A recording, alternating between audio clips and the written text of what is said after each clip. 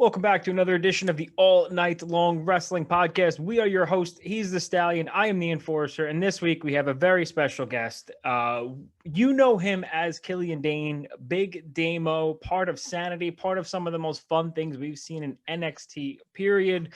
Damo, thank you so much for your time, man. Welcome to the show. My pleasure. Thanks very much. The Stallion and the Enforcer. It's a tag team in it by itself, isn't it? You would think so. Nobody has. We haven't sold any shirts yet, but I'm sure Pro Wrestling Tees will be knocking down our door any day now. It's only a matter of time. I'm sure it's only a matter of time. Now that we're endorsed, Joe, I feel like we've got some. I'm noticing the beard. What? Yeah, that's a bit of a summer trim. It was literally the first thing I did. Was going to give this a bit of a trim. It's been growing. Been growing this for. Oh my God, something like 8 years or whatever else. At one point it was down to my belly. So living in Florida though in the middle of summer, it's a little difficult. So I used that as the first opportunity to kind of restart it again because it needs a bit of help. It was all over the place. So, all right. So I'm going on probably about 8 years myself. I've never been down to the stomach though. I also don't live, I live in New York. So it's very hot and muggy here. And it's when I had to go to the gym and wearing masks on, I literally felt like I was waterboarding myself every day that I worked out. So I can only imagine what it's like in Florida. Well, it's a great look for you. Is it coming back though? Oh, it'll be back. Yeah. This is the thing about my beard, it grows incredibly fast, but it grows outwards as opposed to downwards. So that is kind of the only problem with living here in Florida is it started to curl and like kind of come out the way. So and that's why I have to kind of be on top of it, you know. I always understand when my wife is like, oh, her hair would get frizzy. I'm like, what do you mean? Like when it's humid, now I walk outside and I'm like, holy shit, I totally get it because it just goes all over the place. I mean, now we understand their pain. Now we understand, you know. See, it makes us more understanding. Plus, if you could deal with a beard, like the amount of upkeep that goes into it, it's not easy. And frankly, it's pretty disgusting. There's like, I don't know, cheese in here from a week ago. God knows, who knows what it is. Soup just had to come off the menu, to be honest. So.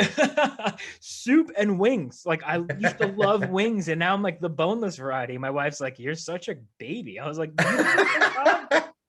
it's so refreshing to have somebody who understands my pain. But, as we just said, listen, today's the 5th of July. Yesterday was the 4th of July. So somebody who grew up in Ireland, when you're here for the 4th of July, are you like, what are these Americans doing, shooting off fireworks, acting a fool, or do you take part in it? What do you do? So like, I think when I first got here, I really struggled to acclimatize to the weather. So I'd be hiding indoors all day and then, be peeking out like to see the fireworks at night. But I'm a bit more acclimatized now. So yesterday I was at a barbecue and it was a good fun day with a bunch of lads and ladies. We had a good time, but I couldn't last past 6 p.m. because it was very hot yesterday. And then my wife and I went to see the Purge movie. The Forever Purge, right? Because it was quite a cool concept. I think we watched it a couple of years ago. It came out around July 4th as well. So it's kind of like a weird tradition that we've had. And obviously we love the concept anyway because it's so crazy. Sure. Sometimes close to the bone, but then we came topical, back, right? Yeah, absolutely. But then we saw the fireworks on the way back. But no, when I was really young, my parents we went to Disney when I was like 10 years old. It was like pretty much our only foreign holiday of my entire life. But my parents, fair play to them, they took us my sister and I to the West Coast, and we actually were in Disneyland for the 4th of July. So that was the first time I saw a real fireworks display as opposed to idiots just doing whatever they want. We saw like a full, they did manage to do the full American flag and everything. So it was one of the most incredible experiences of my life. And I think that ruined me for other fireworks celebrations, to be honest. So now, you feel like, not to be that guy, but like you see like hillbillies in the middle of the street blowing off their fingers with an M80. You're like, how is that what I saw? No, I totally understand. Once you see that, it's like anything else is just why bother. The incredible part for me is just seeing all these stores appear out of nowhere now selling fireworks. And you're like, wow, like this is big business. It really is.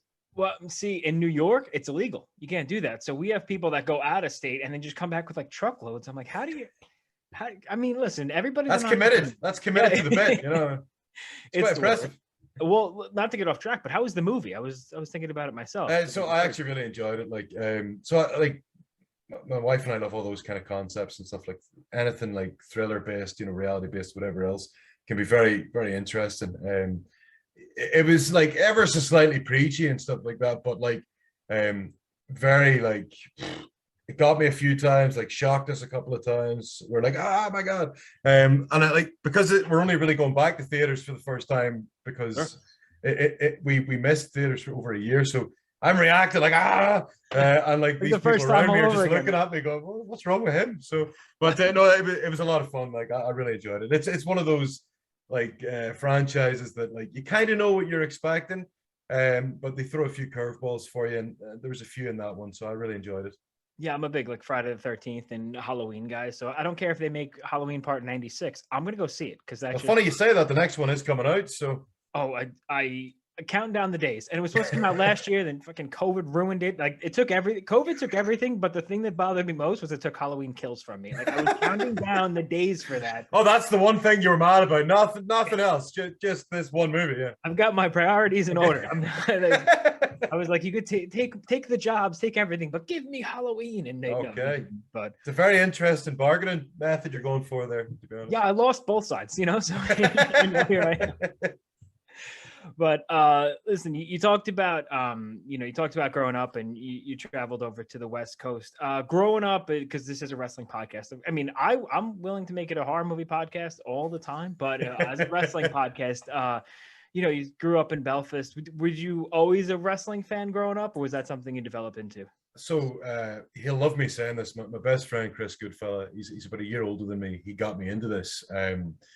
He pretty much influenced a lot of the things I'm into my early life, but he got me into wrestling at about 3-4 years old, and it was just so. This is the late 80s, and the world of sport is kind of on TV. You see it a little bit, which is like the old school British wrestling, and then NWA, which becomes WCW, starts appearing every Saturday afternoon, and then boom, you're getting Sting and you're getting all the lads, and it was just for me personally, like I was blown away. I was enraptured by it. Then it came off TV, which sucked until maybe the mid 90s. Was I would have to watch videotapes or VHS. People don't understand what I'm saying when I say these things, actually.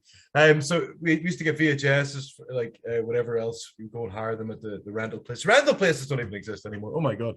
Listen, at this point, I'm starting to feel really old, and we're like 30 seconds into this podcast. I think we're the same age. I was born in 1986, so I'm with you every step of the way with what you're saying so far. It's so disappointing that a lot of these things I'll be talking about in 5 years, people will have no idea what I'm talking about. It's terrible, and I feel dated every single day. I totally. It's getting worse here. Like I'm not even 40, and I'm so far out of touch here. But no. So what happened was it came off TV. It was on like cable, so you had to pay for it at the time. And cable, or it was called Sky Television. Sorry, is what it was called when I was a kid.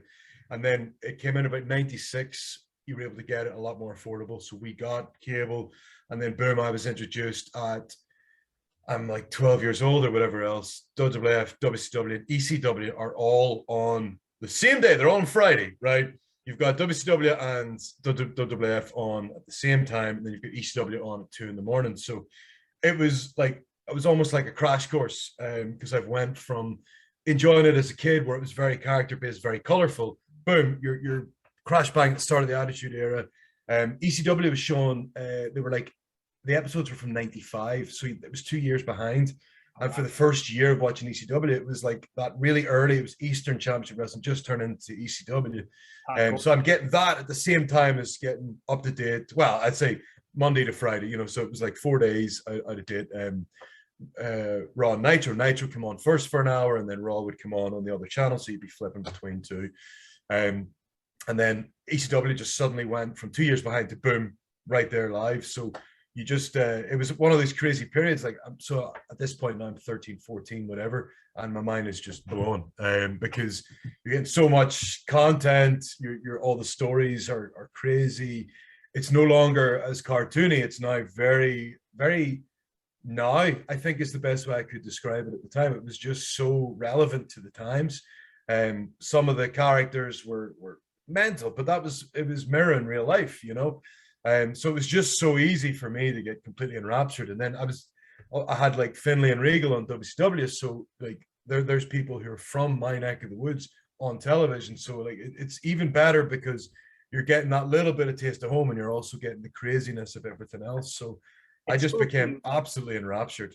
like at every point of your life, it kind of spoke to you, right? As a kid, you were like, "Oh, cool characters," and then as you get older, I'm so interested to know that NWA was more available to you in the late '80s, early '90s than the WWE was. That's interesting. Well, whatever deal they had with British television, Irish television at the time, so I think it was a lot to do with World of Sport had kind of started aging slightly, just that the budgets necessarily weren't anywhere near close to what the budgets would have been for the production wise of the American television. So I think that really hurt the World of Sport product. And as it came off television and NWA is becoming available, probably at a cheaper rate. I don't know. I don't really know the full ins and outs. This is something for like a historian to educate me on. But when NWA came on, I think like they got ahead of WWF, and I think that put a bit of a foothold for them in Britain. Because I definitely remember, so not very much came to Belfast because of the war, the Civil War at the time. So we very rarely got bands and blah blah blah. But WCW came in 1993, and that was my first live wrestling. I got to see them, and like the card itself is incredible. I'm gonna have to bring it up because it was so mental. But I know WWF started coming into London and then into Dublin and Belfast not long after. But for us, we were more educated on WCW at the time, so I was a bit more of a WCW kid, as you know, as a youngster. But then WWF became so cartoony at that period. So like, you know, when I was getting videotapes and stuff like that, I was getting the ones with Doink on the cover and stuff because you know at that point Bastion I'm Booger, 7 years old or whatever. Yeah. Yes, so you know, you can kind of see. I'm just bringing up the WCW card here. WCW in 1993 had like a sleeper roster of some of the most amazing wrestlers: Ricky Steamboat, Rick Rude, you know, young Steve Austin, Dustin Rhodes. On top of that, you had Sting. Pretty much everyone you're saying right now. So I'll read out the card very quickly to you, right? Opener was Van Hammer, hilarious, versus Scotty Flamingo. So there's Raven. Johnny B. Bad defeated Vinny Vegas. There's Nash. Max Payne defeated Cactus Jack. Wyndham and Dustin Rhodes went to double count out. Davey Boy Smith, who was the big pop for everybody, defeated Rick Rude. Incredible. Big Van Vader defeated Michael Hayes. Michael Hayes, who I spent a lot of time with. And then Sting defeated Orndorff in the main event. But like the whole thing was like Sting and Vader were kind of feuding, so we were wondering, are we going to get some sort of shenanigans? And we didn't. But it was an incredible experience for us because, as I say, like, you know, we didn't really have anything like that coming at the time. I was 8 years old watching that. You just eyes wide. I love with Sting at this point as well. So Surfer Sting was my boy at that point. So Surfer Sting is still my boy. Everybody loves the I want the flat top kid in play. Okay, I'll tell you a terrible story. I tried to get hair like Sting, and I couldn't understand why my hair wasn't like Sting. My mom had to explain to me that I'm not blonde. So it took me a long time to kind of figure that out. But I had the spiky hair, everything exactly like Sting, but just couldn't figure out. It just doesn't look like him. She's like, well, it's close. It blonde, you know. But I was like, okay.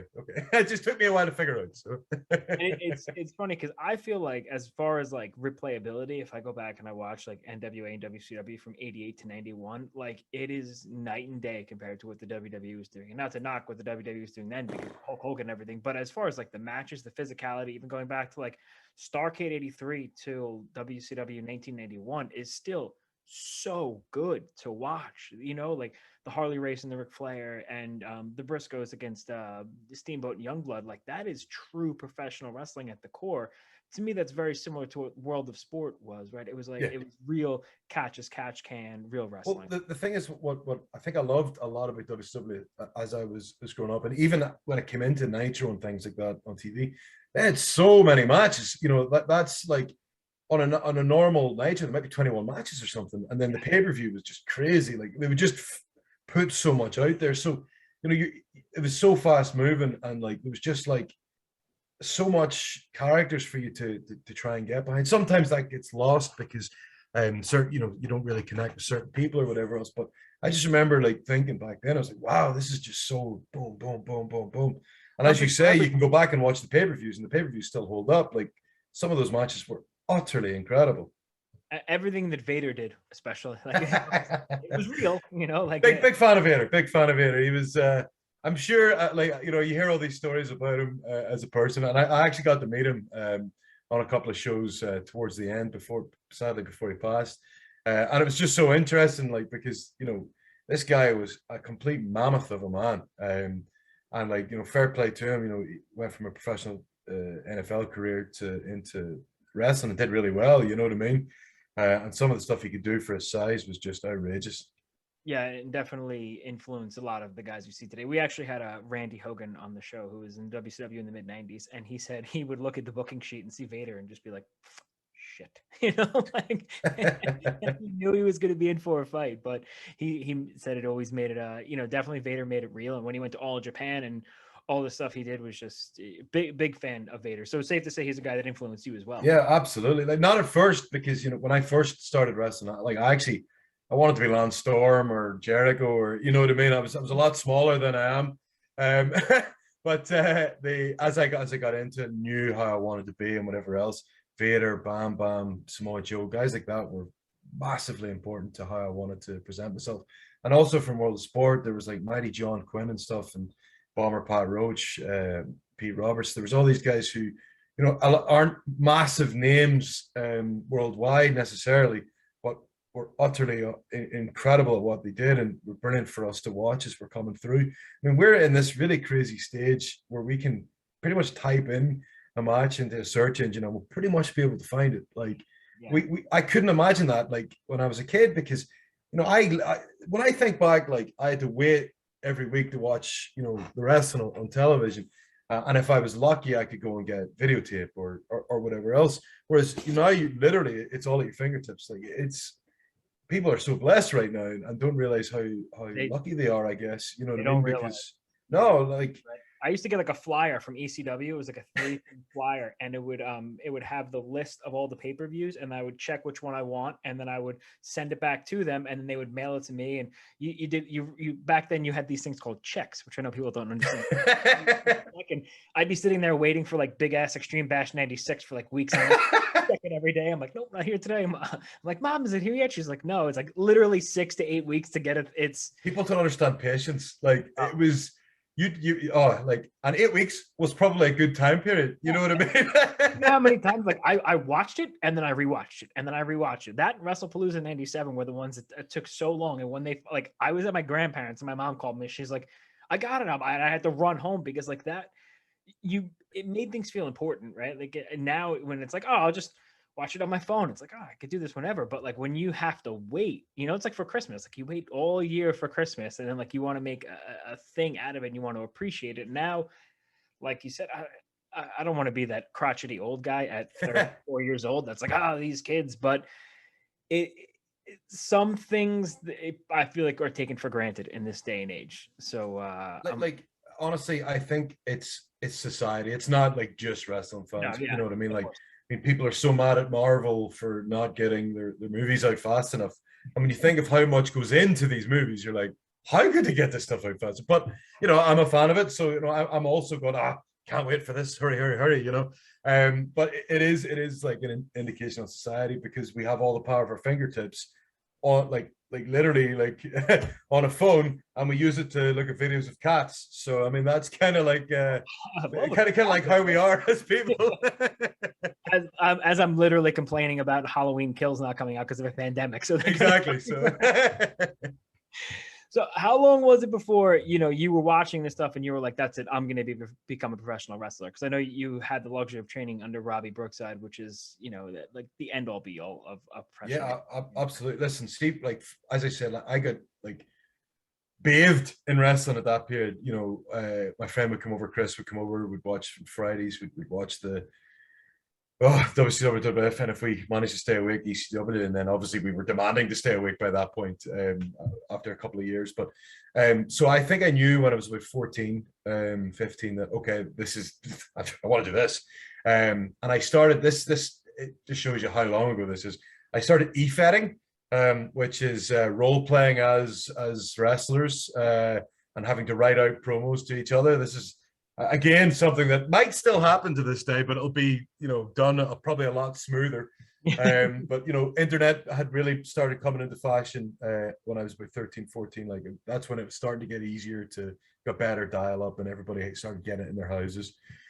So then by the time I was 16, we'd be e-fed, and then we'd be like in multiple companies, and then it got bigger and bigger and all this kind of stuff. But that's where the creativity starts coming out. I think I invented moves then that I ended up using years later and stuff like that, which is kind of cool. Like there's a move that Steve Cutler did on TNA the other day. I think Brian XL made it famous, but like I remember, like I thought I invented that as a kid when I was like 14, like coming up with like this character or whatever else. But it's just great minds, it's just such a simple setup into a driver. But like that was where the creativity came out. And then as the N64 started giving us like No Mercy and all these things, you could start like creating even further in-depth like move sets and everything else. Paper to the TV, right? And then you're right in front of you. It's great. Like honestly, I think like that time period where we got like WCW versus NWO Revenge, then No Mercy and WrestleMania 2000s, all those things, like all at that age group that I was. I mean, I had like Warzone and Attitude and all that stuff before that, but like those other games really like took it to the next level. And then the Smackdown games came on, and that was just WCW mind-blowing.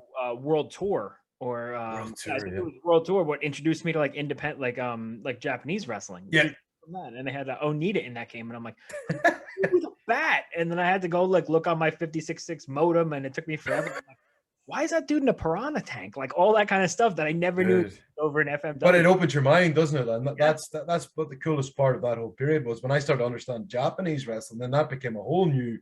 Like I was in like tape trading with people then after that to try and like get some like New Japan, All Japan. Then Noah came in the early 2000s, and then like even 01 and stuff like that. It was just so many different companies. I'm like, give it to me. All the only one I didn't really watch at the time was FMW, even though they were appearing on ECW. But I eventually got that a lot later. Whatever. At that age, you probably didn't want to be watching FMW, right? Like, no, it's probably a good thing that the most extreme was ECW, to be honest, because if it had went to FMW, I probably would have crashed out more than anything. But even like when much later on, then you start getting independent stuff, like when ROH started and all these things, and like even like CZW, all that. Like when I'm thinking of all the weird stuff that you start watching, like and then you start changing your mindset and things because. You had like the really high commercialized wrestling, then you start getting the you go down the rabbit hole, right? And and like I was all in, like about as much as possible. And that's when I knew that I wanted to be a wrestler. And like from I was 16, one of the E-Feds I was a part of ended up meeting guys who were starting a school in Scotland. And that's how by the time I was 18, I then moved to Scotland. And what they had started became a company, and I think they all left or whatever else, but like it became a company, and then somebody else took over, blah blah blah blah, and then that's how I got started. So it was like I knew from I was about 16 what I was going to do, and I took the 2 years, finished school, planned what I was doing. I went to college in Edinburgh, and that's in Scotland, sorry, Edinburgh, Scotland. And then as I was going to college, I used my student loans for my wrestling to pay for my wrestling school. And it started the adventure there. At first, it was just a case of can I do it? Like try it out, because I was playing soccer in college and stuff like that. So I was pretty fit at that point. I was pretty lean. Hard to believe, I was pretty lean. And I started going. I kind of knew it wasn't great coaching and great training at the time, but over the years, then I started branching out to England, going to different coaches, and then after about 6 years or something training, I finally met Robbie Brookside, and Brookside completely changed my mindset, how I presented myself, how I even saw my future, because WWE had always been this pipe dream. And eventually became something that was a definitely an accomplishable goal. It went from pipe dream to an actual goal. And you know, I credit Robbie massively. I met some brilliant people on this journey, like, but Robbie he means so much to me as a human being, let alone as a coach, let alone as a mentor, let alone as a guy. I even got to wrestle him in 2011. So, you know, like, you're blessed by who you meet. But I know for a fact that I made a lot of that happen because I put myself in those situations to meet him, and then I chose to drive 5 hours to wrestle, to train with him, when a lot of guys didn't. So, you know, I made a lot of sacrifices, spent all that money that I didn't have, and That's you know, what student loans are for. well, by that point I was working in a bank and whatever else, but like, um, you know, I was wrestling like very part time, and then it went from part time to sorry, it started as a hobby, then became a part time job, then became a full time job. You know, like, it's just funny how like the progression happened. But like, I credit Robbie massively with a lot of that. Because there was a big group of us who all started wrestling in the early 2000s, who by about 2010 we were all decent but needed like a spark, and a bunch of us found it in different places. So by the time 2013, 2014, 2015 came, like, the British scene just exploded because there was a bunch of us. Like, I always kind of point to the progress ICW and Rev Pro rosters, because that's where I was seeing. Yeah, I see what you're wearing there, actually. Yeah, I didn't even that's probably where my mindset started. But like, you know, like Rev Pro, for example, had a lot of those guys, Osprey, Zach Sabre, Skrull, like all of them were kind of like cherry picked by Quilden. Like, he'd kind of chosen a bunch of lads, and I was very fortunate to be one of them. And all of us ended up having these great couple of years. You know, Zach and Marty went to Japan, Osprey went to Japan. Like, it was just like everybody was like killing it. And there was this period where, you know, just before that happened, you know, you started to realize, yeah, everybody here's pretty good, actually. Right. And like, but you know, if I go back a few years, like, it wasn't as obvious as that, you know, and we all needed different kicks in the arse. You know, for me personally, it was Robbie Brookside, but I know for some of the other lads, it was meeting like Johnny Kidd really helped Zack Sabre Jr. at one point, you know, and like, and Zach met, I think it was Aoki or something. He ended up out there wrestling, whatever. You know, it's just different people affected different different one of us, and then eventually, like, that middle 2010 period, you know, I think 2013 to 2016 was just incredible for us, because it set up so many of us for the rest of our lives. I'm so glad you brought that up, because I mean, in ICW, I don't think truly in the States we understand how important ICW is and how influential it is. And Rev Pro, they have, I don't know the relationship, but they have a relationship with New Japan Pro Wrestling, Rev Pro. And you were on the receiving end of some of the most amazing singles professional wrestlers at that point. Nakamura, Tanahashi, I think Tomohiro Ishii. Like, Yeah. So at in your mind, you have to think, holy shit, they have a ton of confidence in me. In there with these guys. Honestly, like, so that year was well, like, as I say, that 3 year period just really like took off. Like, you know, touching on ICW, when Drew Galloway came back to us, that was the real kick that ICW needed to take it to the next level, because we were doing well. We were selling out buildings. Like, they're putting 1,000 people into nightclubs and things, and it was like, okay, you knew something was coming, but we needed something more, because there was a few of us who were taking this really seriously, and then there was a few of the guys who were just enjoying the ride, you know. And you've got Drew, who comes in as a locker room leader, and that was massive for us. And I love Drew, and like I feel like I'm half pretty indebted to Drew in some ways as well, because I wrestled him a lot over that period, and I learned a lot from him. So if there's anybody who I want to succeed, it's Drew McIntyre, Drew Galloway. But he really like sparked ICW with Rev Pro. That link with New Japan was just outrageous.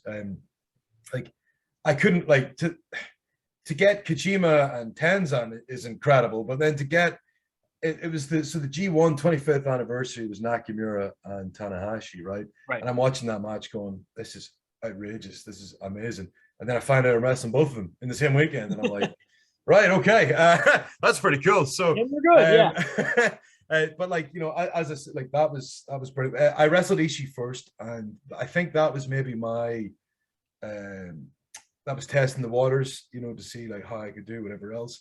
and I adored wrestling Ishii.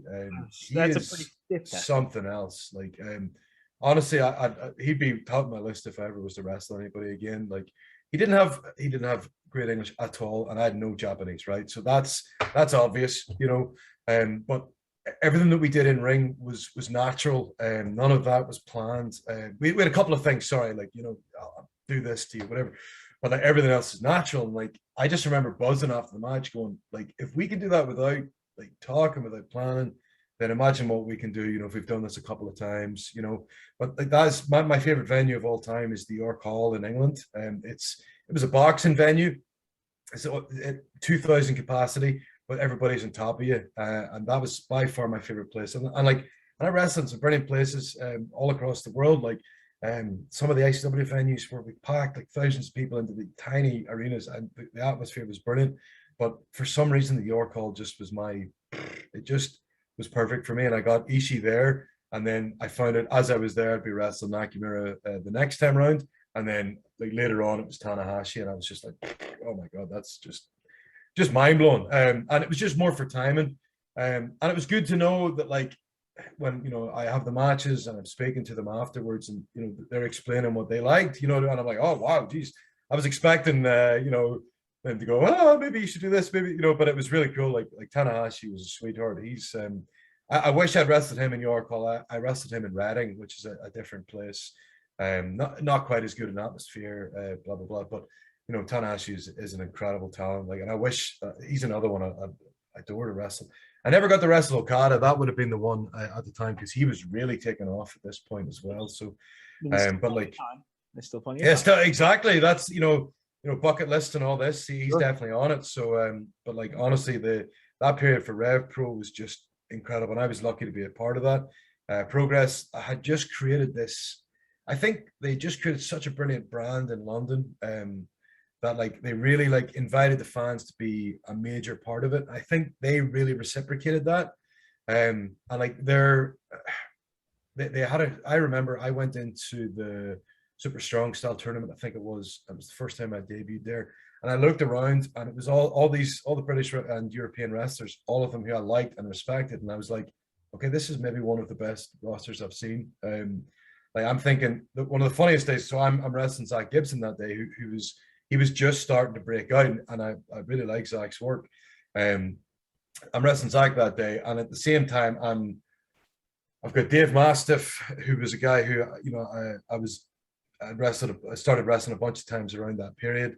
You know, you get Zach, and you've got Will, and just so many. Like I just couldn't believe like all the guys who I'd be maybe watching on YouTube or whatever else. Now suddenly we're all in the same room.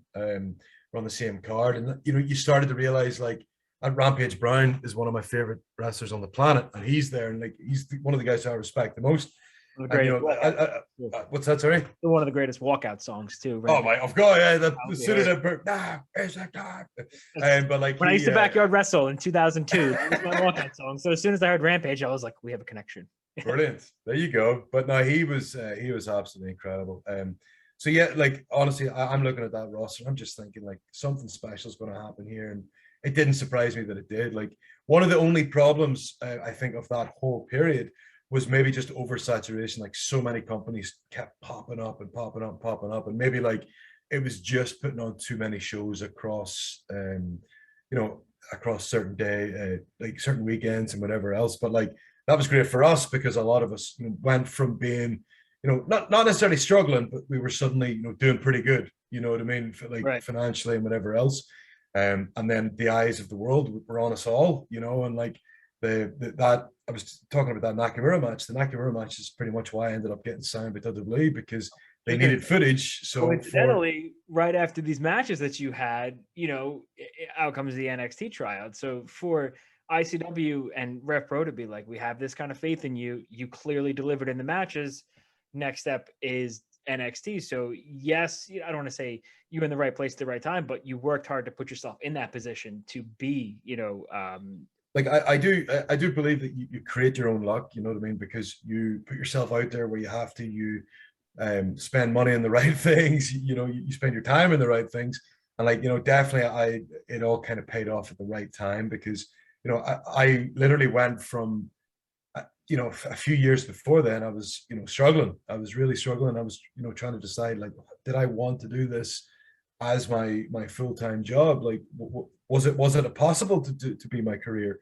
And then, literally 5 years, 6 years later, I'm getting emails from New Japan, Impact, and Global Force. This is all at the same time, and I'm like, and then suddenly, boom, there's WWE, and you're like, okay, I must be doing something right, Right decision. So thankfully, those decisions seem to do okay. But yeah, no, it was, I think about that time very, very fondly. Was there difficult nights? Yes. Was there, did I have to chase promoters? Absolutely. Like all that stuff did happen. All the carny stuff. That I can't not look back at that and say, you know what I mean. I'm not going to look back and say everything was rosy, because it wasn't. But like a lot of it was, the good was very good though, and that was the important part. I mean, I went and did Progress. They did shows in the morning. I'd fly up from London up to Glasgow to do ICW at night, and like afterwards I'd be sitting there like with like 3 beers, exhausted, going, oh my god, like, because and just blown away, because the crowd were just incredible down south. They were incredible in ICW. And then I'd be doing whatever with Rev Pro, and then whoever else I was wrestling at the time. There was a bunch of great companies like What Culture and all that came later and stuff. So like, you think of all these companies who you're working for, and like even then my bread and butter companies in Scotland, the guys who I'd work with, the family shows, like SWA and so many others. They're the ones we call them your bread and butter, because that's what you're doing, your general Saturday afternoons and whatever else, and like it's just crazy to think how all of this went. But the proof was there. You saw like the likes of Pete Dunne and Zach Gibson. They came in a little bit later in that, and they ended up being better than us. You know what I mean? So it's like, it's great that like we were able to kind of catch fire at the right time. And listen, wrestling is pretty cyclical, so I've got every belief that it could happen again. So and that's one of the things I'm looking forward to personally, is the next stage is to try and get that next cycle going. Especially coming out of COVID, coming out of all this stuff where everything is more, it's the fans are, I think the fans are going to be more appreciative. It's going to be, you're going to see more fans in the venues, and distance makes the heart grow fonder, right? Like, we haven't had fans for quite some time, so now it's possible that I know AEW is going on the road, WWE is going on the road, independent shows are popping up, places are lifting restrictions. So like, I guess the biggest question for professional wrestling is what's next, right? Absolutely. Listen, like for me personally, like, I want to make sure that I can be what the likes of Robbie Brookside was for me. That's what I want to be for the scene going forward, or for what Drew was to the scene, like, definitely like that, because to have those kind of positive influences, you can come in with that experience and like really like notice the people with the drive and with the determination, and really push them and really make the, because like I know the likes of Robbie and Drew really pushed me, and they knew that I was determined. They knew I wanted it. When everybody be out partying, I'd be the guy who'd take a beer and go back to, and that's it, and go back to his room. You know what I mean? Were there party days? Yeah, sure. But when I started taking it really seriously, I think people knew, and people were pretty honest with me. And they said, like, when ICW, there was a period where the partying was pretty hard, and I was the one who wasn't partying, and it was because I knew what I wanted next, so that's what I did. I remember, like, the guys would all be on a bus, like there was like 12, something like 16 beds or 20 beds on the bus, and they would all be on their partying, and I'd be like, please just give me a hotel room so I could go back. But don't get me wrong, like, there are nights when you have to party. Like, there are party nights, but at the end of the day, if you have, like, if you have the tunnel vision, you have that goal in mind, that's more important than that one night of fun. And absolutely. Listen, like, another person I met around that time was Joe Coffey, Mark Coffey, and there's a few others, like Jackie Polo, whatever else, who had actually been helping to train. But as they started doing really well on shows, like Joe was really good with he was a personal trainer. So I was working out with him a lot. So like he was it was important to have guys like him on these tours so we could be hitting gyms and stuff like that while everybody else was, hitting the bar, Yep. So like, as I say, you make these decisions, you meet the right people at the right time, and and like that, things like that really helped me. And as I say, like going forward, that's absolutely what I want to try and do for the rest of my time in wrestling. Like, because I think like, I've been very, very blessed in that I've had the opportunity to meet these people and be able to take myself to the next level. But I know I got there because I was determined, and I was like, I was desperate to get better. And I know that there's plenty of kids like that on the scene right now, guys and girls. And I'm hoping that I'll be able to help them find their next level, because, there's people who I've met who just elevated me and got me that next rung in the ladder up. As I say, the Drews, the Robbies, Rampage was just so important. Like, there's just so many people like who I can credit, and like, I need to start writing this down so I can like and start embarrassing people on a regular basis, and just list them off. I mean, but no, that as I say, like that's, but I'm inspired by them, to try and be better for the next group, because the only way that this business will improve is by learning from the mistakes of the people from before. You know what I mean? And yes, we made plenty of mistakes, so that's that's the key, is to try and make sure that we can show them our mistakes and then show them how to make it better as well.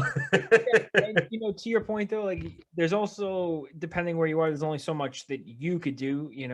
I know when you came into NXT, you were put with Eric Young, right? And Eric Great Young, guy.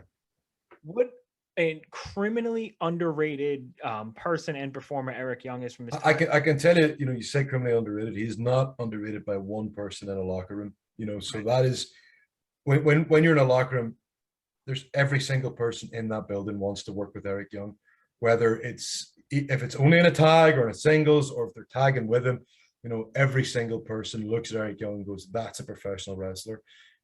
He was perfect for me. He was perfect for Nikki and for Axel, because the three of us didn't have anywhere near the amount of TV experience, and he just knew how he conducted himself brilliantly. He was a leader on screen and off screen, but he wasn't a dick about it. You know what I mean? And that's so important as well. Like I think people feel to be in charge, they have to become the authoritarian or whatever else. Eric led by example, and I'll be honest with you, any company that Eric's on is going to be the better for it. And from what I saw so far, like I'd be tuning in to Impact during the pandemic because EY was there. You know what I mean? Like, so everything he did was beautiful. The stuff with Rich Swann, oh my God.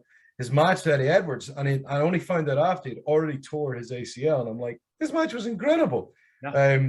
So his injury was incredibly bad timing, but I know when he's back at it, he's going to kill it, because Eric is he's just something else, and like, yeah, he ticked every single box for us, as as a talent, as a person, as a leader, everything. Like anything, I remember any road journey we'd have, he'd make it fun, he'd turn it into an adventure, and like, that for me is another person I met on the journey. I wrestled him in TNA. God, it must have been like about a year, maybe about a year before I ended up in a team with him. And like, I wrestled him a couple of times, in TNA, and it was great, like, just to be around him.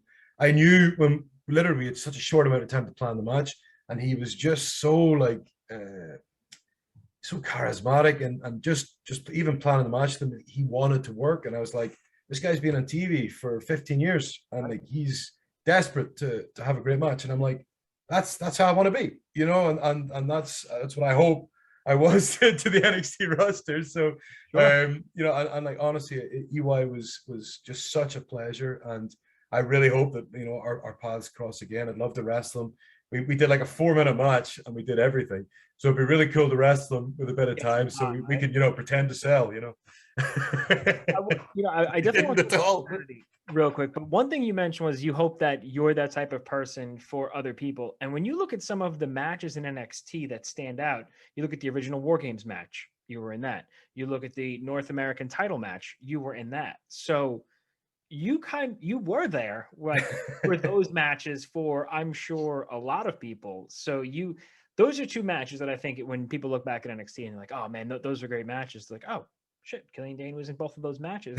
And that's not, I would assume that's not by accident. When you look back at those two matches, the one where Adam Cole won the North American title and you guys were in, I think it was Saturday, Authors of Pain and Roderick Strong and the Undisputed Era. Like the first War Games match, somebody that watched NWA was like, Yeah. oh, shit, like no pressure. We have to make sure War Games is War Games, right? It was not lost on a lot of us in that ring. And to be honest, like for us personally, like that was, you know, when you're trusted to do something, you're like, oh, okay, you know, a little bit of pressure, great, you know. Exactly.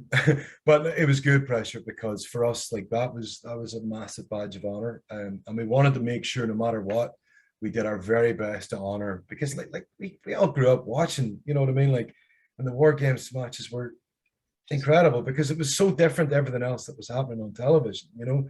Multiple rings, kids around the rings. You're like, what the fuck is this? Brian Pillman against. Oh, dude, listen, I could talk about Sid all day. I loved it, man. But yeah, like there was just so many like cool things. So we tried our best to honor that, and like, you know, we were also proud of that match.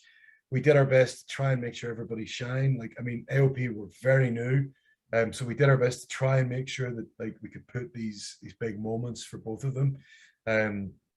When I think back about that, like War Games itself was awesome for all of us. Like Adam, my favorite part of the whole match is Adam when he's like the little inchworm on the top of the cage just trying to go across, and that was the bit that like we laughed the most about, because Adam Cole's a pretty cool character, but he has that element of being like a little piece of shit, you know. Yeah. So and it played into the story. Yeah, exactly. It plays into the story with him and Roddy, and you know, it was really cool. Then he gets suplexed off the top of the cage. Oh my god. So like, you know, we adored, like, even putting that together. Like, you would think these things would be hard, but they weren't, because like we all went in with the intention of, and one of the things I loved about Undisputed Era, working with them, and Roddy, for example, was they all wanted to make everybody look good, you know. And like, for us as Sanity, we knew that we were the group who could beat anybody and could be beaten by anybody. So that was kind of our role, and like we tried to make sure that like we lived up to it, you know. And like we just tried to be there for everybody. And I know with Undisputed Era, they just debuted in the company, and like they were so like effusive after, like delighted with us, because you know we did our best to make them look as good as possible. And then we also did our best with AOP, because AOP, like, two incredibly talented lads, you know, from outside of wrestling, and they're just thrown in at the deep end, and you have to sink or swim, and those boys swam, and like that is important, because like your Big Zim, he was Razor, was an MMA fighter. Sonny was a amateur wrestler, and the two of them, you know, were just like deer in the headlights, you know, when we're going through planning. But then they realized that every single one of us is trying to do something for them. So I think they were delighted with how that worked out. And like, you know what, for us, like for Sanity, it was kind of like we'd been placed. I think we were kind of tweeners at that point. I'm trying to remember where we faces maybe at that point.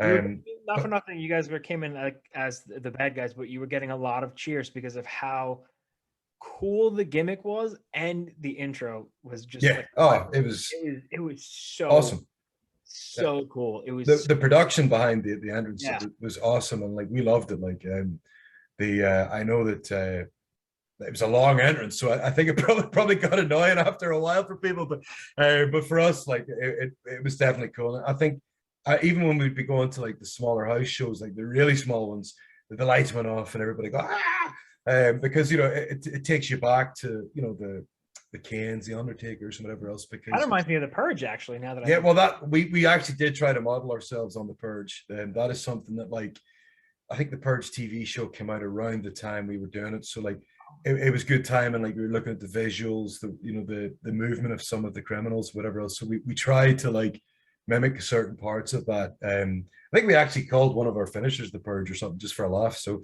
and it was a USA show on USA TV. So really, you were company man at that point, right? Accidental company man. Yeah, that's true. Me wearing the Progress shirt. It just happened. I think I'm wearing a Mandalorian shirt. Yeah, it was okay. But no, it was definitely incredible. And like the ladder match, you mentioned the ladder match, like that's the praise we got after that was awesome. Like we all put our bodies on the line there. I'm not gonna. I remember like that was the first time I had to get therapy on my shoulder for the first time after that match. Remember You your know, back after that match was just they it was just some of the moves were just like insane, stupid probably, yeah. but like we knew that was Ricochet's first match, so we had to make a big deal there. EC3, like we had to try and make him, because he wasn't a moves guy, so we have to try and make his debut also important, which is very difficult because he's a character-based guy. He's great on the mic, so we try to get his personality across early. Then we try to get like moments for him to shine in where he's trying to be an asshole and stuff like that. So it was like, you know, there was just so many things, so many boxes of it. Take Lars Sullivan was the monster, you know what I mean? So we had to try balancing so much. I was gonna say, how do you balance like that was a little harder only because there was different pressures, like, but a lot, you know, everybody was like so willing to do and take so much from everybody. Like we'd have an idea, like Adam's going to do a super kick party, so we try to think of ways that suits everybody, you know, like so that Ricochet could springboard in, he gets it, you know. We try not to make it as obvious as just go pow, pow, pow, you know. Yeah. So you try to make all these kind of cool moments. Like there's a cool thing with Lars and I. We had like the standoff and whatever else. It gets cut off originally, and then we come back to it. Like, and I just like, you know, you tried it to make all that happen without making it seem too over the top or too over planned. And we did our best, but like we were just so like blown away by the positivity after. But like, you know, that's a testament to all the guys in the match. Like, you know, everybody put a shift in that day, I can tell you. Everybody came out, you know, with a few bumps, bruises, and whatever else after. But some of the stuff that when I watched it back, like I think WWE shared it like last year or something. I watched it back and I just went, oh my God, I don't want to have to do that again. One of those things you're like, oh, I'm so glad I did it, but it's done, you know? Yes, incredibly. Like, would I do a ladder match again? Absolutely, sure, no problem. But I don't know if I would go butt first through a ladder again. That was insane. You say that now, but in the leading up to it, you'd probably do it again. And then afterwards, like, you know what? I'm never doing that again. You know, so it's like that does sound like me, actually. You know, that is it does sound something stupid I do. Like, I remember at one point I was going to jump off the cage. Funny on in War Games, I was going to jump off the top of the cage, and I practiced it a couple of times to climb. But yeah, it was really easy, and I was like, let me just try it in my wrestling boots, because I hadn't really thought about it, and I just couldn't quite get up to the top. And I was like, actually, this is the first time I've ever doubted myself. So I actually had to go to Shawn Michaels and Michael Hayes and say, I actually can't jump off this. And they're like, what do you mean? We just saw you climb it. And I'm like, yeah, I was in my sneakers, but in my wrestling boot, I'm a kilt and everything else. So that was the first time, like, honestly, like I'm one of those people who, like, if I don't really doubt myself with anything. So when that creep of doubt came in, I was like, okay, it's not going away. I'm gonna have to really, like, yeah, I'm gonna have to not do it. So yeah, that's the first time I actually went to them and said, like, listen, that's not happening anymore. And thankfully they were Shawn Michaels, like, he's an incredible man anyway, but he was like, you know, listen, I've never heard you doubt yourself. You tell me no, then we do something else and we plan something else, whatever. But I think, like, and it would, looking back, I think it would have been overkill anyway. I was going to say it would have took away from the suplex off the top from Adam and Roddy. And to be honest, then whoever had the cash and then had to wrestle and do whatever else after. So to be honest, you know, it was a great decision not to do it. So that's what I keep telling myself every morning anyway. It didn't need it. That's how I would look back and say, you know, it definitely didn't need it. I definitely don't think it needed it. Yeah. No, especially, you know, you're okay and you didn't need to jump that. You're good. Exactly. Sanity, as I mentioned, and you'll wrap this up real quick. I don't want to take up too much more of your time. Sanity was so cool and it was so different. And then Sanity gets in the Superstar Shakeup, they get drafted to SmackDown.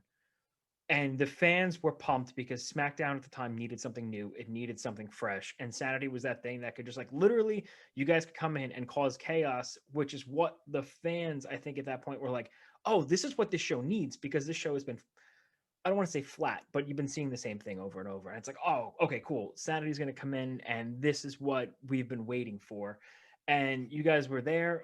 There was some matches with the New Day and stuff like that, and then it seemed like almost like a half of a year off of television. What was that? What happened from NXT to SmackDown? Because I could tell you, as a fan, as somebody watching the show, we couldn't wait for it. So what why didn't Sanity work on SmackDown, or why didn't somebody So want Sanity to work on SmackDown? I think, in my opinion, Sanity was always going to have a shelf life, and because it was such like, how long could people be crazy for without having a goal and having a focus and everything else. Like, we loved every second, and we felt we were getting better by all means, like, working together and in what we were doing. But a lot of it just comes down to timing. We lost Nikki from the group, and that was instantly our most unique thing. Was that yes, we're crazy people and whatever else, but we have a female in the group, which there hadn't been for years. We haven't really had. It had been 3-man stables, 3-man stables, 3-man stables. Boom, this is a stable with a girl. Oh, that's different. That's interesting. And like, for whatever reason, I think she genuinely was needed on as a competitor in NXT. And at the same time, they knew that if we were going up there as villains, we're going to have to take beatings, and you can't really have man on woman violence. In NXT, yeah, it's great. She can beat up Adam Cole and then disappear off camera. It's a much smaller building, but it's very difficult to hide all these things. You know what I mean? And what happens to Nikki in these kind of situations. So that's in my head. That's probably what it was. We were never told that, of course. It was, they were like, yeah, this is what's happening. We're just kind of like, Like, one of my favorite things is they filmed us getting told we're being promoted, but they never used the footage because they also said, Nikki's not going, and all three of us were just gutted because she was such an instrumental part of the act, and we all loved her. Like, obviously I did, she's my wife. Yeah, But the other two loved her. Like, they and the audience did as well. That's the thing. She was, but and I know, like, a lot of people still text Nikki to this day about the Sanity character and whatever else, but like, the truth is, like, it was a very one-dimensional character, and as brilliant as she was at it, like, it was very limiting for her. Nikki's a great talker and things like that, and she couldn't really talk as Nikki Cross, the Twisted Sister. So, like, I think that was an obvious part, like, that we needed to have extra dimensions. When we went up, I from what was told to me by one of the writers, they saw a promo of ours, they loved it. Then 2 weeks later, they watched the exact same promo and they hated it. So that was just timing. I mean, I wish they never watched it a second time. I think the main problem was Bludgeon Brothers were the big heel tag team. The baby faces were Usos and New Day. Then later, they put Sheamus and Cesaro. I think they put them back together as well. So it was like there was just no real obvious slot for us to fit in. And maybe we didn't do a good enough job. Like, I don't know. Maybe they didn't do a good enough job. Like, I'm not going to point fingers. Point fingers at me, you, everybody. But it's one of those things. It didn't happen, and that's wrestling. Like, we're not the first act who moved companies. People came from WWF, WWF, ECW, whatever, and it didn't work for whatever reason. We pitched a bunch of crazy cool stuff that never got used. Some of it ended up being used for Retribution, and it didn't go down that well. So I mean, which is. That's so frustrating, because I was just going to say, when Retribution started, that seemed like the perfect idea for you guys. Like, you know what? And it's sad because a lot of those Retribution, the boys who are in Retribution are incredible talents, but it just didn't take off either. And I think that's because there was no fans. There's no crowd to really, like, understand what was happening with them. So, like, I wonder if they'd have done those things with us in front of live crowds, how it would have went, would it have worked, would it have not worked, but, like, what ifs, and if ifs and buts were candy and nuts, no, that kind of stuff. No, like, for us, it was a learning experience. We rode high on NXT because it went really well. And you come into SmackDown, parts go well, parts don't. But I got to work with some brilliant people. I met some incredible wrestlers, producers. The first time I got to work with Finlay was he was a producer for one of the things we did with New Day. He came up with something really fucking cool. And like, that for me was awesome. And I got to later train with him when he was in NXT. He came to NXT and as a coach, I got to train with him. So for me, that was massive. So when I look at it, and I can look back at some really cool moments. We had great feedback from the producers, from Vince himself, but I just don't think it was the right time. Maybe if one of us was more TV star style, you know what I mean? It could have went a bit longer. It could have maybe got more exposed. Like me personally, I thought Eric Young, could easily have been like a TV star. He was, and I know he was loved by everybody in the back and even by the people in charge. It's just timing. I think the timing just wasn't right. And it's sad personally because I feel there was definitely more in the tank for Sanity. But at the same time, like, listen, I don't think it could have lasted a long, long time. I mean, even the Shield, which did way better than us and got way bigger pushes, had to break up, come back together, break up, come back together. There's only so long it can last, Four horsemen, right? Like when you think, exactly. Like they had to rotate members and whatever else, I mean, when Mongo was in, that's when you knew it was, it maybe wasn't at its best, but like Mongo's the man. Mongo's the man. I loved Mongo as a kid, so it's so funny, like the negativity around him now. Like, but he did one of my favorite dives I've ever seen. But like he's honestly like for us, it was just timing. And like we can be disappointed that it didn't necessarily work out. And now all three of us are out of the company. But at the same time, it was an opportunity that all of us got. We all wanted from kids to be on WWE television. We all got to be on pay-per-views. We all got to be on Smackdown. We managed to do a main event with like Kane and Daniel Bryan were in it and stuff like that. So like we got to rub shoulders with New Day during Kofi's push to the top. We were working New Day on the house shows. So like literally the week off Mania, we wrestled. Yeah, we were wrestling Kofi Kingston right because he wasn't doing the house shows against DB. He was doing it with us. So like when we think about stuff like that, you're just like, it's incredible that the office trusted us and at the same time didn't really, but that's wrestling. I said it before, but it's a fickle industry, and sometimes somebody likes you at the right time and everything goes really well, and other times they don't. Like there's better talents than me that's happened too, and that's just the way it is. But for us, it was a learning experience, and we know that no matter what happens from here on, we're going to take that experience with us for the rest of our lives. And me personally, I got to meet some brilliant people. Like I got to hang out with EY and Axel. Like the two of them, like, will be my friends for life.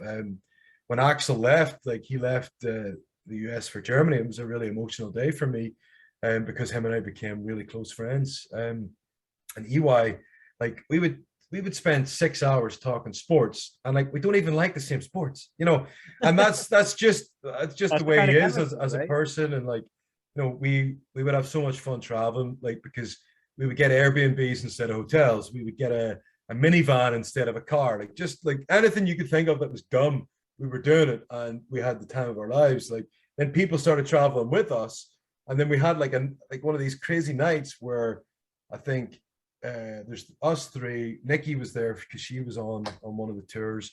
Ian English is there, and Tommy Dreamer's there randomly. So we're having this, these incredible Airbnb setups and having these awesome nights and weekends and whatever else. So like, I had a great time doing what I did. And nobody can really take that from us. Like as I said to you, we did a couple of pay-per-views, and we got to rub shoulders with people we always wanted to work with. So it could have been a lot worse.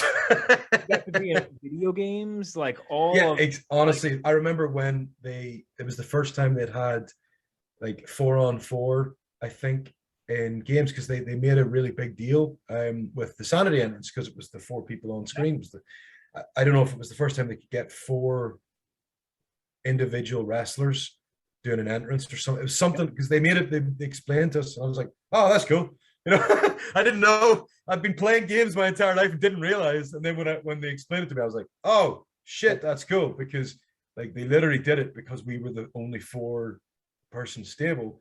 And then I think we were used for the first commercial for the game, Yeah. which is awesome, man. Like that's That was 2K18 actually. Yeah. that's sick. Like, I mean, we had not been together that long at that point. So like, sometimes, I think we'd only been together less than a year whenever, 6 months or something when that commercial came out. And you're like, what?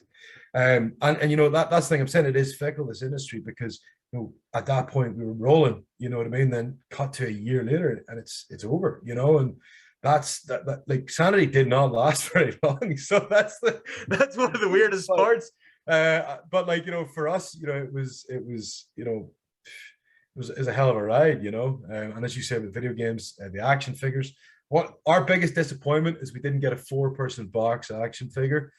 We all ended up on 4 different lines or something like that. So for collectors, they had to go really out of their way to get all 4 of us. So I think that's the one thing we would have loved if we'd have just had that. That's the one takeaway. That's the I think, yeah, sure, WrestleMania and all that stuff would have been sweet, but if we'd have got those figures, it's like you with your pandemic, but like, honestly, like for us, it was awesome. And like, I think the most important thing for us was we would have people emailing us and texting us or tweeting us, whatever, sorry, who were maybe a little bit different, or I didn't necessarily like associate with a lot of people on the roster. So it was kind of cool for us, and especially for Nikki, you know what I mean? Like, because you don't realize the impact you have on people, because you're wrapped up in your own world.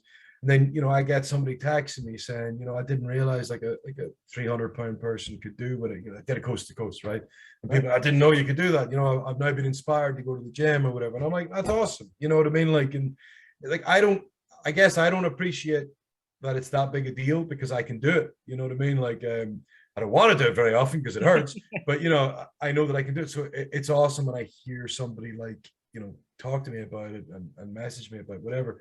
Because I'm like, I didn't realize like that would be so important to somebody else. And I know with Nikki, especially because, divas in WWE before, this women's movement really came in, didn't look like that, didn't wrestle like that, didn't talk like that, didn't act like that. They So weren't I that think physical like in the ring either is the other thing, maybe, I know that there's been different periods in time where they've been just as good as the fellas and whatever else, but there was this run where girls looked a specific way and acted a specific way. So I think Nikki, like, it really filled her heart because and again with this new gimmick, it's the same again, you know what I mean? Like, people are contacting her and whatever else because you suddenly are giving people something different, and like they can associate with you in a different way. And I think that's been one of the coolest parts of Sanity for all of us.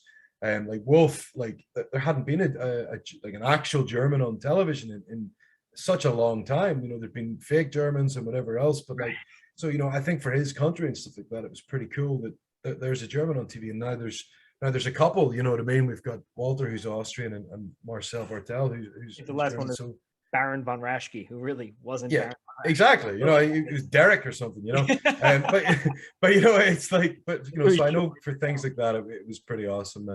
And so like when we look back, and even for me, like there hadn't been a Northern Irish wrestler since Finlay. So like I'd get people texting me, that's awesome for the country and blah blah blah. And I don't always think like that because you so think wrapped up in it, right? Yeah, exactly. And then you realize there's going to be a little boy hopefully who go, oh wow, if he can do it, then I can. And like that's because I know when I watched Finlay wrestle as a kid, like that blew my mind. I when I found out that he grew up, I think it was like 5 miles from where I grew up, I was like, what? That's ridiculous, And then this shows you how small Northern Ireland is. Like my grandmother was at his auntie's wedding or something stupid like that. They worked together, whatever. So it just shows you how small a country it is. But you just start thinking like he was an influence for me, and like hopefully I can be an influence for somebody else. Same for Wolf, same for Nikki, and EY is like, if people aren't inspired by Eric Young's career, then there's something wrong with them. Like they don't fire Eric stuff, even Super EY. There's just so many parts of his career where like he is just connected beautifully with the audiences. And it's a shame he didn't quite get that big chance in WWE. But that's kind of their problem, because he will get that elsewhere. You know what I mean? Because EY is just an outrageously talented guy. But yeah, listen, I look back on Sanity with fondness. Was there bad days in catering? Yeah, sure there was. You know what I mean? But those aren't the days that I remember. I remember the fun, the silliness, the crazy when we opened NXT Orlando, and it was the first time all four of us we had a match as the group. We opened NXT Orlando. That weekend was incredible for me because I went to WrestleMania the night after, and they broke that to me the day before. Like, and I'm like, this is fucking crazy, you know. Right? This so they like that was an incredible weekend for me, and I'd only been with the company for 6 months. You know what I mean? So like, you literally like 2017 was this fucking crazy year for me. You know, so like I'll look back at all that very very fondly. And the people we worked like Undisputed Era, the feud we have with them is so much fun. Like, and Adam would tell us all the time, like a few months ago, he was like, you know, you guys were so important to us when we started because you were so given to us. And like Kyle and Bobby, like, you know, we love wrestling them. They're great talents. Like they get on really well with all three of them actually. But it's like, you know, we think about the feud with them, even with AOP, that it was kind of like Wolf's breakout moment was against AOP, which was awesome because we never really had a chance to we never really had a singles match for Wolf. So when he had that big tag match and he really took off and he went nuts, it was awesome because people haven't really seen how good Axel Tischer is as a worker, and that's why I'm really excited for his career outside of WWE because you saw a bit of it with Imperium. You know, he got to wrestle and show a bit of his stuff, but there's no crowd because there's been no crowd this last year or whatever. But you know, I'm excited for his career going forward. Like he's gonna show people some things because we were seeing him in the house show. We were seeing how good he was. You know, I trained with him a lot. Him and I would be in tag team class and stuff like that with whoever the coaches were. And I'm like, this guy's fucking brilliant, you know? And like, I'm hoping that the next step is for him to be able to showcase that because he's one of those guys who, you know, I saw in the indies before. I thought he was good then, but you know, you don't know how good people are going to get when they're in this environment. And he got great, but never got a chance to show it. So, but that's that. As I say, it's the nature of the business and everything else. And I'm excited for him and very excited for EY when he gets back from injury because EY is just something else entirely. The sky is really the limit, and that's why I think it's so important for people to look at it. Like you mentioned, taking all the negatives with a grain of salt, but you know, using them as learning experiences. Absolutely. Leaving WWE is not what leaving WWE was 25 years ago, right? It's yes, not exactly. When you're like, oh, I'm going to go work for, now it's like literally every single night of the week, whether you're watching Impact, you're watching AEW, you're watching Independent Wrestling.tv, Beyond Wrestling, there's money to be made everywhere, and people can make their name anywhere, which is what we're so excited for. And right at the end of your run in NXT, you got to show a completely different side of yourself with Drake Maverick. So it was so cool. It was so fun. You guys had such great chemistry. And I think that's, it's great for you to be this incredible bruiser, insanity, like literally insane. And then also this hilariously comedic buddy cop kind of movie with Drake Maverick. So it was that's the thing. Like in NXT, they wanted me to be stoic because I'd replaced, you know, when I came into the group. Oh, Sawyer Colton. So when I came into the group, like Sawyer was crazy like Axel. So the two of them would be like kicking turnbuckles and stuff like that. So, and Triple H said to me he wanted me to be stoic because he didn't want me just to be a like for like replacement. And I was very grateful for that because like Sawyer was incredible in his role and like he was incredibly unlucky at the same time. Like he took such a bad injury and he was out for so long. It was right at the start of Sanity's thing. So like he was wrong place, wrong time. And that's one of those awful stories. But I know he's reinvented himself and he's doing really well and Impact over there. So I'm really, really happy for him. Jake's a great, hell of a guy actually. But like Triple H wanted me to be quite stoic. You know, they'd all be fucking nuts and I'd be standing like really intense. And I'd never really played that kind of role before. You know, so like it was fun to do. But then when we started doing the stuff with Drake Maverick, because I've went from this stoic and I've shown very few emotions to then being able to show a bit more range with Drake. And like I'm pretty good. I don't break very often. Like I can be quite. Yeah, and he broke me once, and they managed to film it and they used it for the Euro Cup thing, and it's one of the funniest. He finally broke me right at the end, but working with him is a lot of fun. I've known Drake for so long, I'm going to put him over just once. All right, he's an incredible talent, an incredible brain for this business, and I would be amazed if he doesn't succeed in whatever role he does, whether it's wrestling or if he goes backstage or whatever else. You want me to clip that and tag him in that tweet? I'll clip that part and right, and then you can also say that I hate him. No, what is it? No, like so. But our relationship off screen is very similar to the relationship on screen. You could tell because it seems so natural. Like it just. It was a lot of fun. Like yeah. You know, he's him and Nikki are actually very similar people.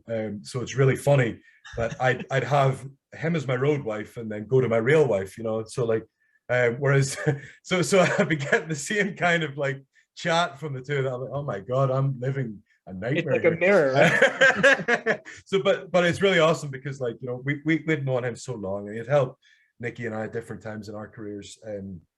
Like he gave me a really good chat at a good time about like, you know, how much you know, I was valuing myself. As I'm trying to think, I'm starting to get better. How much should I price, you know, myself going forward? And he actually gave really good advice back then, and he gave Nikki really good advice because Nikki on the Indies was very different to what people saw on NXT or even now. Nikki was this asshole villain, you know what I mean? Larger than life character. In fact, that was her music was Backstreet Boys Larger Than Life. So it's so funny, like when she was out doing that character, was, you know, Spud was doing a character called Rockstar Spud, who was also an asshole, and like, so he was really good at giving her advice for that. So like we've known him this long time, and I'd be on Smackdown, he was on 205, and this would be me all the time. I'd just be like, for God's sake, I'm listening to him talk and like whatever if he's burying himself or whatever, you know, I'm listening to whatever he said. And then they end up putting us together on screen. I remember the text they gave me that they were going to do this. And I'm thinking it's a rib, you know what I mean? Sure. But like then, like the writer at the time, he was just leaving. He said, no, seriously, this is coming from the top. This is not just a silly pitch. You know, this is something that they want to try. And like literally from the first thing that we did, they were laughing at us and enjoying it. So I think that was the key. But no, he was fun, a lot of fun to work with. And for me, I got to show range, and like it's something that like if I hadn't had that opportunity, it'd be very difficult maybe going out into the world and trying to be a different character, because, you know, I don't see myself as like that like crazy stoic character is tough to would be very tough to pull off in independence, you know what I mean? Because, you know, it's boring. You know, it's not boring on TV because a commentator can explain or whatever reason with it, and you understand why you are who you are. Yeah, absolutely. You know, so I have to do a lot more explaining on independence and stuff like that. So I'm so glad we got a chance to show a bit of the range before it ended, because for one, it was great fun for me. We had a bit of bad luck with the COVID stuff and like that. Like I got it and then he got it, whatever. So we both missed these periods of time just as things were kind of going well. You know, stuff had to be rebooked, but that was the entire year. So like people who complain about wrestling this last year, I can assure you, you got as good as you could get, because there were times 20 of us were all, you know, in contact with somebody, and then all of us are off TV, and like, there's nothing they can do about it. So they got really good at rolling with the punches, and you know, like I've a lot of admiration for the creative team over last year, because that must have been a nightmare. And then normal stuff like injuries and whatever else, you know. But like that there was a period where we were about to do something on Undisputed Era. We did one little thing with them, Drake and I, and then boom, I've got COVID. And I'm like, they don't even have symptoms. That takes Nikki off TV. She was doing a thing with Bailey. She's off television. She didn't even get it. That's the most annoying thing. She didn't even get it. But like, you know, she has to isolate. So she's off TV, everybody off pay-per-view. Dude, like everybody I was around off TV, you know, and 2 or 3 of the guys in the match. So everything changes, you know, and that's just the truth of what happened in the last year. Right. I think people like, I know people aren't in the bubble, so they don't understand, you know, the difficulties. But I can tell you, like, for all the lads and ladies who really grafted this last year, I've got so much respect for all of them. With sometimes the no crowds, then we got little crowds in, so we got at least a little bit here and there. For the guys on Raw, SmackDown, Impact, when there's nobody to do it in front of, like Impact especially, like there's just nothing, you know what I mean? And you just, we had TV screens, which who in their right mind wants to learn to wrestle in front of televisions? You know what I mean? It was like fake fans on a TV screen. Well, they're real, but you know, the real fans, but delayed. You know what I mean? Yeah, Like, yeah, it's like, you know, and so for any good match that you saw in this last year and a half, whatever, like I remember there was something that Drew Galloway had done, and I was just like, Drew, how the hell did you do that? There's nobody just to manage to make. Like I felt what he was doing, and there was no crowds in the building. And I was like, bro, that's next level, and that's why he is who he is, and that's why he's where he is. Asuka was like the MVP of COVID, you know, because she was just so entertaining the entire time. Like, Shane and was really good this year too. yeah, well, there's so many of them, but I mean, when that initial push when they were doing the performance center stuff, Asuka and Nikki dancing and all that stuff, you know what I mean? Like, I like, you know, massive respect to all of them because, like, dude, like that I understand how hard that was, and I've got so much respect for all of them. Like, that was crazy. But you know, like, listen, we're rolling with the punches. Yeah, everybody pushed hard. And now the world is opening up again. So like I'm looking forward. Like there's just so many guys who haven't worked in a while who, you know, good time for everybody to get healthy. And I imagine there's going to be some big matches coming out of people in the next couple of years. I'm just hoping the crowd can really appreciate it.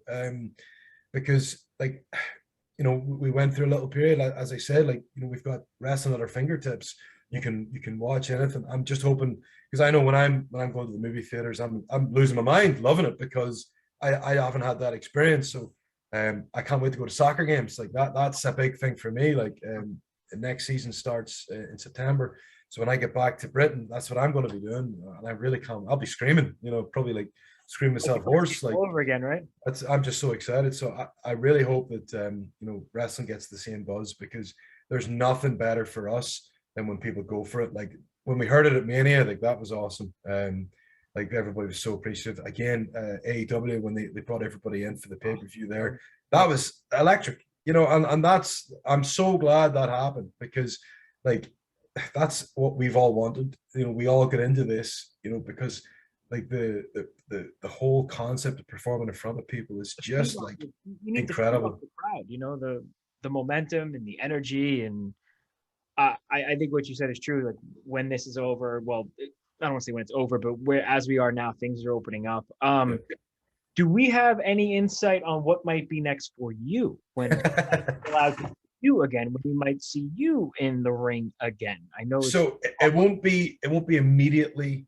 It won't be like the day after my 90 days ends. I'm a foreigner living in America, so there's hoops I need to jump through before everything's good. But as soon as I can, I will be smashing, and I'll be all over the place. So that's the best hint I can give you right now, is I'll be very active, and I'm very much looking forward to performing here. I'm performing in Europe. Like I'm hoping to get across to Japan at some point. That is a long-term dream of mine. There's definitely nothing set up with that regard, but that is something that I have a long-term goal for. But yeah, I've got a few things in the burner, and I'm very excited about them, because as I said, like I know how I want to be as a person going forward, and I'm raring to go as a wrestler. I've spent this last year and a half, you know, barely wrestling. So we've been doing a lot of in-ring training, actually, which is the funniest part. Like, you know, I'm 17 years in, I'm doing forward rolls all the time, because, you know, I've just missed it so much. And like, that's, you know, the other day I was training at one of the random schools here in Orlando, with a bunch of guys from in and outside the company, because you just, you know, we all miss it so much. Because when you're not wrestling 3-4 times a week, 5 times a week, you know, your body kind of forgets, like, you know, how to take the pain. That's probably the best way I can explain it, you know. Understood. You know, and like I think all of us are just so pumped to get going again. And for me personally, like I'm going to be, there's a lot of places I want to go, a lot of people I want to wrestle. There's a lot of places I want to see, and like I'm going to make sure that I do that. I want to try and get as much done as I can before my body goes, hey, stop. And right now, my body is very happy with me, so I'm very excited. The best part of all this has been, like, I feel like I've probably added a couple of years to my career, instead of taking away, which is the most important part. Like And yes, listen, when this does kick off, as I say, it won't be right away. It won't be like the week after, but in the months after, especially coming into the new year, I'll be kicking down doors. Like I can assure you that. So we're here for it. We are going to wait with bated breath, as they say. Where, as far as social media, is that going to be on Twitter? Like, we're going to be following on your Twitter, on Instagram, that kind of stuff. I know you mentioned on Twitter you have a chip on your shoulder and you are anxious to get back in the ring. We are anxious to see you. Go to Rev Pro, their website, their streaming service. They have some of your really good matches back there. I just watched a couple of days ago, you and Tommaso Ciampa. Oh, wow. Okay. Wow. Some really, really good stuff out there. Big Damo, thank you so much for joining the show, man. We really appreciate it. We cannot wait to see you in the future. And 90 days is coming up real soon. We'll be watching. Thanks again. Thank you very much. Thanks for having me, and I'm looking forward to the next step. Thank you so much.